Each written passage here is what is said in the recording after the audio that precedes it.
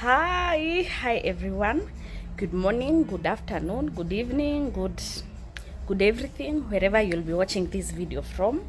My name is Wanja Maina, or for the social media, sometimes I usually call myself Hummingbird. So I'm making this video somewhere outside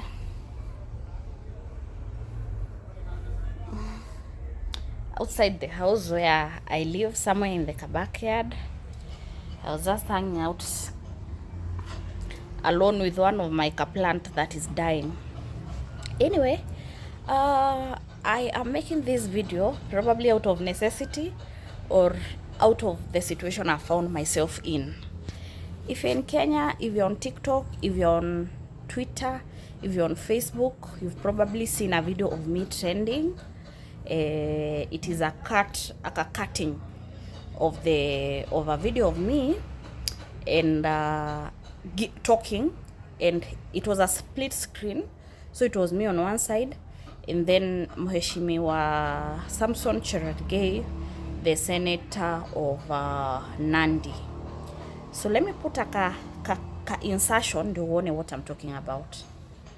And to the same senator alisema ati even we shall not change the Finance Act even a comma.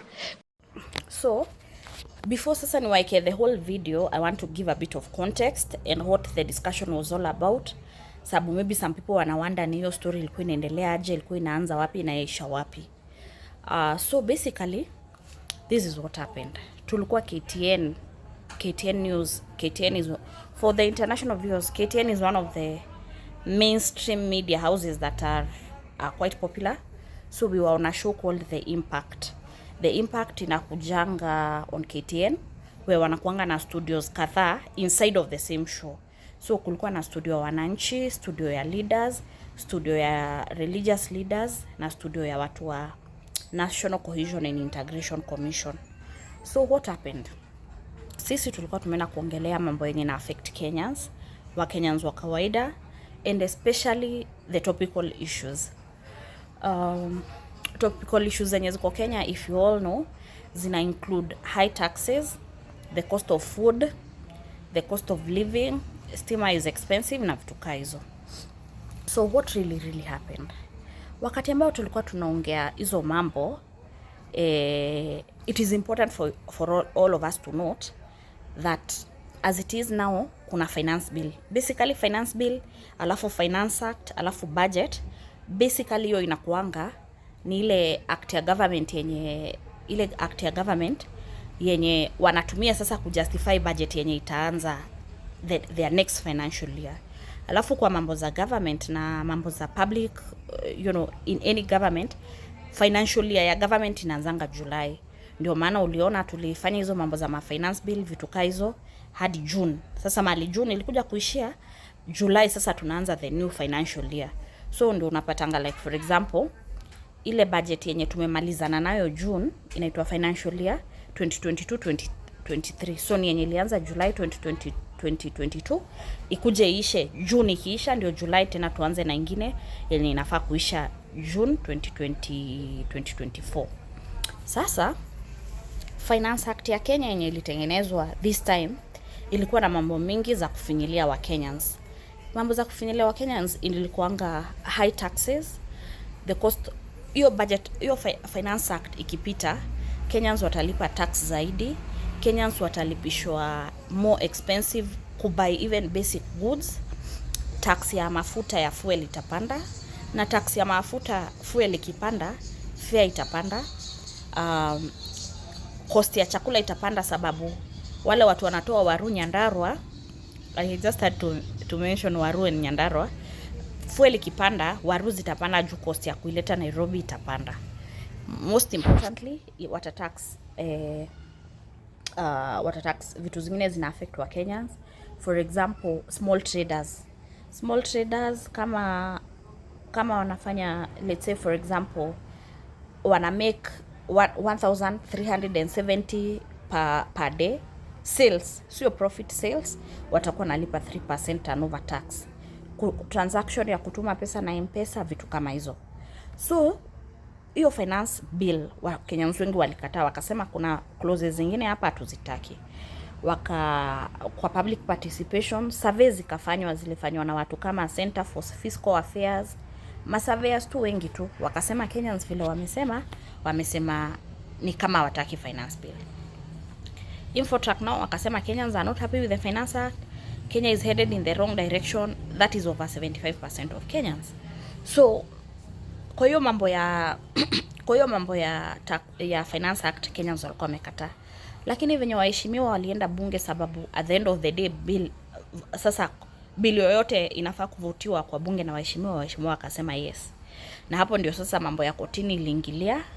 Ukiwa mtata akaenda kotini, alienda kotini, kuna judge anaitwa Justice Mombi, anaitwa Mogore Dhande, akasema yeye kama judge ameona hiyo bill sio mzuri kwa Kenyans. So sasa tuelekee kwa hiyo video yenye sasa nilikuwa naongea na Mheshimiwa Cherargai akiongea alisema ati tulikuwa sasa context. Unajua sasa ni discussion kubwa ilikuwa inaendelea, but context is important. Wakati alikuwa anaendelea na justification zake, alisema ati IMF walisema ati ni vizuri to tax production kuliko ku tax consumption. Hivyo ni vizuri yani to subsidize, sio ku subsidize production, sio consumption. What are we saying? Walisema basically kitu wanasema ni badala ya kufanya unga ya bei ya ugali iende chini, tusaidie mtu mwenye analima kwa shamba. Badala ya kufanya dawa ikuwe cheap, tupe manufacturers wa dawa discounts ndio wa produce hiyo dawa. Na hapo ndio sasa naingilia katikati.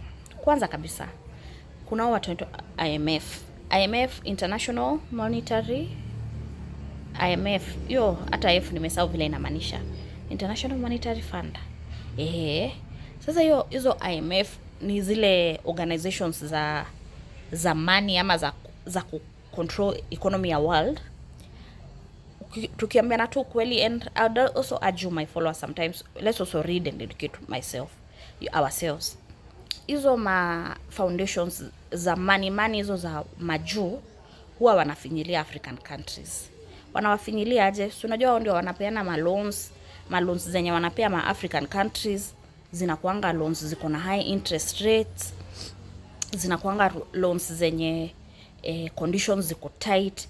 There are a lot of preconditions, there are a lot of conditional instructions. Ati ndio tukupe loan lazima utax watu wako zaidi, ndio tukupe loan lazima uambie wananchi wako walipe tax kwa mafuta ya gari na tax kwa vitu nyingi. So basically venye Mheshimiwa Cherargai alitaja IMF, what was on my mind, that kwa muda mrefu watu wamekuwa wakisema ya kwamba siku hizi Kenya Kwanza government wakitengeneza policy wamekuwa wakipata inspiration ama wamekuwa wakipewa instructions by the West, by IMF na watu wengine. So by the time ana justify kutax wewe na wewe akisema ni IMF, hapo ndo shida inaingilia. Why? Kwa sababu government haifai kusikiza wazungu na watu wa huko mbali kitu wanafaa kufanya. Kitu ya kwanza, the most important thing ya government ni kufulfill promises zao, and secondly ni kusikiza wananchi. So the moment masurveys zilikuwa zinasema hii Finance Act ni mbaya, masurveys zinafanywa na watu wengi tu wanasema finance ni mbaya, government ingefaa kusikiza wazungu, IMF ndio itutax zaidi. Na especially mahali shida kubwa iko kwa hiyo Finance Act na hiyo taxation ni mambo ya fuel ikienda juu kila kitu inaenda juu. Haya, sasa hapo ndio naingilia, tunaongea hiyo mambo yote. Alafu sasa mahali nimetaja kuhusu unga, I'm sure sasa utasikiza hapo kuhusu unga, you can listen. Hapo sasa tuambia kuhusu mahindi. Sisi wote hatukulangi ugali. Mchele imepanda bei, spaghetti imepanda bei, maharago imepanda bei, waru imepanda bei. Waru nasikia inaitwa cash crop za Nyandarua. Maziwa imepanda bei. Kwa hivyo msishine mkitumia example ya mahindi peke yake. When we say the cost of living, na sisi wengine wa Nairobi wenye tunaishi kwa slums na kwa ghetto, hatuna mashamba, sisi sio wakulima, tunalipwa 100. Ukisikiza kuhusu hiyo story ya unga, ni sababu ni vizuri pia sisi wananchi, hata kama tuko na leaders wetu wenye wanatuambia vitu tunafaa kufanya na tunafaa kuheshimu kama leaders, ni vizuri tuulize maswali. Everyday Kenyans wakiongea waseme cost of living imeenda juu. Leaders wanasema ati simpande mahindi, simuende kwa shamba, mpande mahindi muende kwa shamba. Kwanza kabisa, cost of living na cost ya chakula ikipanda haimaanishi ati ni unga ya ugali imepanda pekee. Cost of living ikipanda ni unga ya vitu mingi. Sukari, cost ya sukari, cost ya uji, cost ya hawa mama wenye watoi maziwa, cost ya nini inaitwa aje, cost ya milk formula, I don't know, milk powder, milk formula for children, cost ya maziwa, cost ya mayai, cost ya kiberiti, cost ya wale wanapika na mafuta ya taa, cost ya makaa, cost ya vitu nyingi. So watu wakisema cost of living imeenda juu, sio vizuri uambie tu pandeni mahindi itamea mwezi wa 6 alafu mfurahi. Hatuwezi kula ugali pekee, lazima ukulanishe na kitu na lazima uchange ndo kule balanced diet. So that is where sasa hiyo story ugali inaingilia. But most importantly, sio sisi wote wakulima. Hata some of us hapo kituona hivi tukiongea mingi, mashamba zenye tunaweza jitanisha nazo ni za wazazi wetu, sio zetu. Na watu wa ghetto, wananchi wengi, hata wale watu wanakuanga ushago, wale wakopoa kiasi, hata wakilima walimangi shamba zao, wanakuwa wamelima shamba za wenyewe. Inaitangu mafuti kwenda kulimia watu ndio wakulipe 200, 300, 400. So what are we saying? What we are saying is, ile kitu muhimu ya government inafaa kupatia watu public goods. Na kizungu inaitwa public goods. Public goods ni ile kitu yenye government inafaa kupea wananchi, kwa sababu hiyo kitu inaenjoyiwa na watu wengi na lazima wananchi wakae kama wako wamefurahi na wanakuwa supported. Kwa mfano, saizi ukipata TB ama ukipata HIV kwa mfano, uende hospitali ya government. Dawa I'm sure ni free, ama kasi free ni cost kadogo, pengine cost ya kulipa receipt ama cost ya kulipa kanini kanaitwa aje, cost maybe cost maybe ya kulipia kadi. Why? Kwa sababu population kubwa ikiwa imeaffectiwa na kitu kama HIV ama TB, ina affect even productivity ya population. So ni vizuri government inawapea public goods kama kuwapatia dawa ndio waendelee kukua uhai na waendelee kuwa productive. Other public goods zinakuanga maji. Maji si tunakunywanga tu hivi hapa I can see my water, kwa sababu unahitaji maji ndio uishi. Ndio unapatanga sometimes mwisho wa mwezi mali unaishi maybe unaletewa bills ya 200, sababu maji is so important na tunahitaji sisi wengi tu. So ukisikia watu Kenyans wanaongea kuhusu unga, food, kukula ndio uhai, it is a public good. Na ukihitaji public good, ni incumbent na ni important government kuprovide a public good immediately. That's why tunasema unga tuwezi kagojea mahindi, because the people who are sleeping hungry. Na wache niwaambie, hata kama naweza sema maybe wewe ukiwatch utasema hiyo story ya kulala njaa, hizo ni mastori za jaba, fair enough, lakini sababu juu watu wanalala njaa. Na maybe naweza sema hata mimi with all humility maybe silali njaa, but hata kama silali njaa, it's good to appreciate that ndio shida watu wengine wanapitia, hawana school fees and what have you. So what is the point really? What is the point really is wananchi lazima tuambiane ukweli, na tuko tunaambia leaders wetu ukweli all the time. Kuvote Finance Act, it was a very bad idea. Kuanzia mwanzo hadi mwisho. Watu wote walipeana position papers, manufacturers waliteta, watu wa NGOs waliteta, wamama waliteta, watu wa opposition waliteta. Masurveys zilifanywa na hizi credible survey firms, wakasema Kenya hawataki. So it is incumbent upon the government kujiuliza what is wrong with this Finance Act. So hiyo ndio background ya why nilikuwa naambia Mheshimiwa Cherargai na wenzake. One is that Kenya sio wajinga, na wajinga waliisha. Kenyans wamechanuka because wanasikianga they have a lot of empowerment. Two, hauwezi kalazimisha watu kitu yenye hawataki, hauwezi kawalazimisha acts and legislation yenye hawataki. Ya 4, it is upon the government to provide public goods like food, water, even electricity, although ya Kenya Kwanza imepanda a lot. And public goods azikuangi favor, azikuangi kuongea vibaya, azikuangi kusema nyinyi mmekuwa entitled sana. Hapana. Hata ukienda countries zingine hata za majuu unapatanga fuel. Yani wewe ukiwa hapa sasa Kenya ukaenda majuu unaweza afford kuweka mafuta ya gari ama gas. You can afford. Why? Because yo ni public good yenye inafaa kuwekwa for all wananchi. What else is a public good? Food.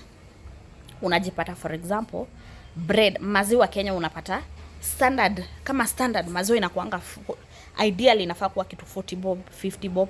Alafu sasa ukitaka ile iko na madoido yenye imewekwa flavor hapo, sasa ndio utaongezea pesa. But what are we saying? What we are saying is that mwisho hiyo story yote, that is how I ended up trending. Na nime appreciate sana vile Kenyans wengi wamefurahi. Nime appreciate vile actually mimi hata sikuwa najua hiyo video ina trend. Nilijikuta tu na trend. Nilijikuta tu na trend na nilijikuta na trend cause nilipata WhatsApp yangu imejaa messages. Watu wananitag TikTok, watu wananitag Facebook, watu wananitag kila mahali. But really for me it's not even about the trending. Ni ku appreciate that Kenyans wame resonate na hiyo story. Kenyans wanasikia hiyo pain, but also importantly as Kenyans I want to urge you all to speak up, to be solid. Na hivyo venye bado nilikuwa naona watu wakiniambia, Wanja, umeongea vitu kama hizo kwa TV na una trend, si utakujiwa. The issue of the matter is atwezi, I'm a young person. Sijui kana ka young, but I believe I'm young. As a young person ni mzuri kukuwa involved na affairs za country yako, na sio vizuri kuogopa all the time. Because I did nothing wrong. Mimi hakuna kitu nilisema yenye haifai kusemwa. The truth of the matter is that the truth must be said, na lazima iambiane ukweli all the time. So that is all. Maybe if you can find this video and you subscribe, it will be good. That way you can get to know more about me. But that's all I can say about the issue. I also just want to lastly wish all Kenyans who are facing challenges all the best. It's a very hard economic time for all. As much as we have been told to work hard, it doesn't mean that those who are sleeping hungry are not working hard. It just means that the environment must be favorable for people to make money, for people to trade, for people to be able to fend for their families. Because at the end of the day, kusema ukweli, is all about fending for our families. It's all about being able to afford a few things. It's all about Kenyans living comfortably. So thank you. If you find this video somewhere, just give it a thumbs up and all the best.